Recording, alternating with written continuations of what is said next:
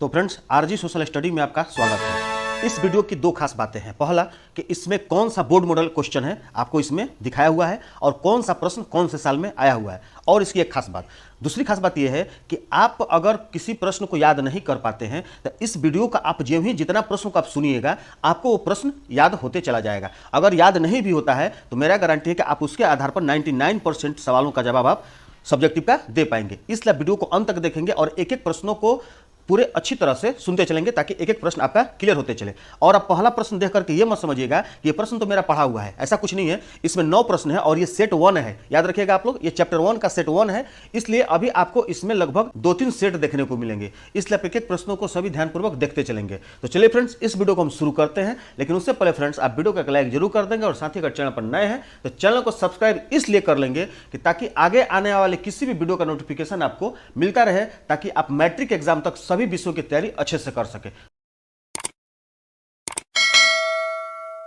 तो चलिए फ्रेंड्स, हम शुरू से शुरू करते हैं और देखते हैं सब्जेक्टिव क्वेश्चन भूगोल का चैप्टर 1, जिसका नाम है भारत संसाधन एवं उपयोग। और उसका जो पहला सवाल है कि खनिजों के संरक्षण एवं प्रबंधन से क्या समझते हैं। खनिजों के संरक्षण एवं प्रबंधन से क्या समझते हैं, अथवा यानी कि इसी प्रश्न को दूसरे प्रकार से भी पूछ सकता है कि खनिजों के संरक्षण के उपाय सुझाइए। क्लियर है। और ये प्रश्न देखिए 2015 और 2018 यानी कि 2 बार मैट्रिक एग्जाम में आ चुका है और इस बार भी इसका आने का पूरा मौका है, और ये बोर्ड मॉडल भी है अब की बार के मैट्रिक एग्जाम के लिए। तो चलिए हम इसका जवाब जानते हैं। तो इसका राइट आंसर होगा खनिज पदार्थ अशुद्ध अवस्था में खदानों से प्राप्त होते हैं।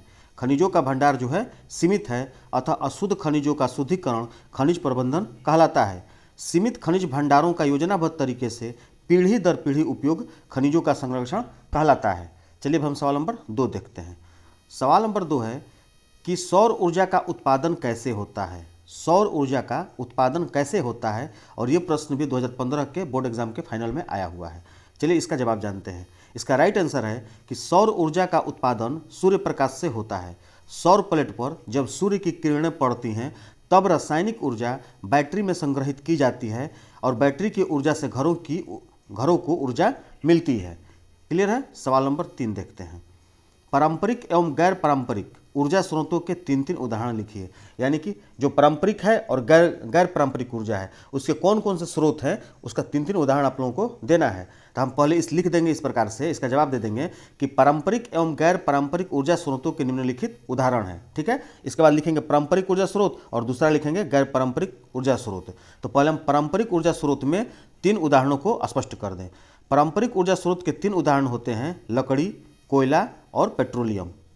अब देखेंगे गैर पारंपरिक ऊर्जा स्रोत, और गैर पारंपरिक ऊर्जा के स्रोत के 3 उदाहरण हैं सौर ऊर्जा, पवन ऊर्जा और परमाणु ऊर्जा।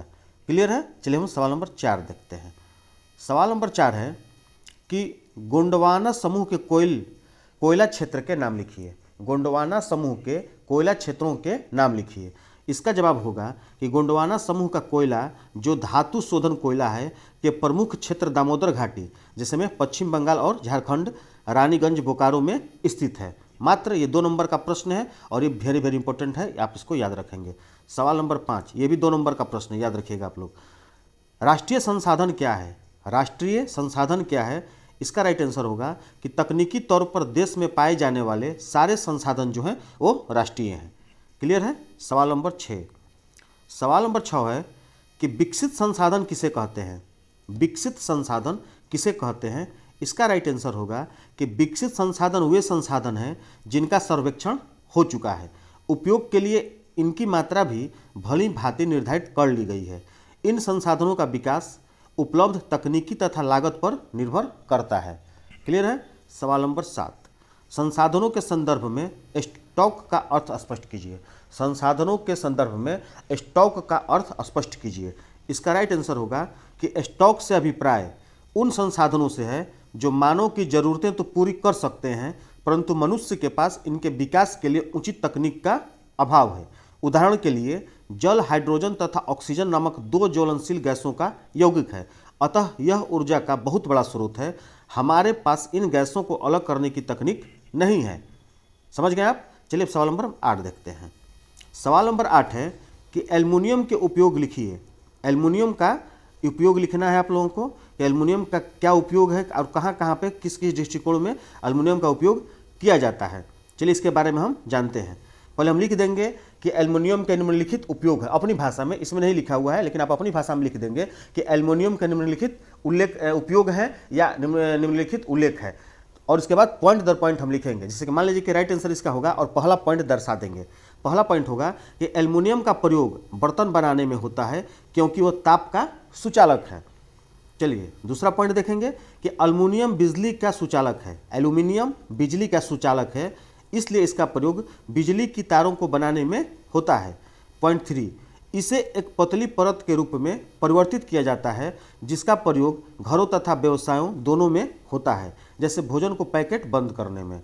ठीक है, भोजन को पैकेट में बंद करने में भी इसका उपयोग होता है। और पॉइंट नंबर 4 है कि एल्युमिनियम हल्का तथा मजबूत होता है, अतः वायुयानों तथा अंतरिक्ष यानों में भी इसका प्रयोग होता है। यह हुआ आपका एल्युमिनियम का उपयोग जिसका उल्लेख यहाँ पर किया गया है। चलिए हम सवाल नंबर 9 देखेंगे। और हाँ फ्रेंड्स, वीडियो को भी एक लाइक करते चलेंगे और चैनल पर नए होंगे तो चैनल को सब्सक्राइब जरूर कर लेंगे। चलिए सवाल नंबर 9 देखते हैं। चूना पत्थर की क्या उपयोगिता है? चूना पत्थर की क्या उपयोगिता है, इसका हम जवाब जानेंगे। इसका राइट आंसर होगा कि चूने का पत्थर कैल्शियम अथवा कैल्शियम कार्बोनेट तथा मैग्नीशियम कार्बोनेट से बनी चट्टानों में पाया जाता है। एक बार फिर से समझ लीजिए कि चूने का पत्थर कैल्शियम अथवा कैल्शियम कार्बोनेट तथा मैग्नीशियम कार्बोनेट से बनी चट्टानों में पाया जाता है। यह मुख्यतः अवसादी चट्टानों में मिलता है। चूना पत्थर सीमेंट उद्योग का एक आधारभूत कच्चा माल है। लौह प्रगलन की भट्टियों में भी इसका प्रयोग होता है।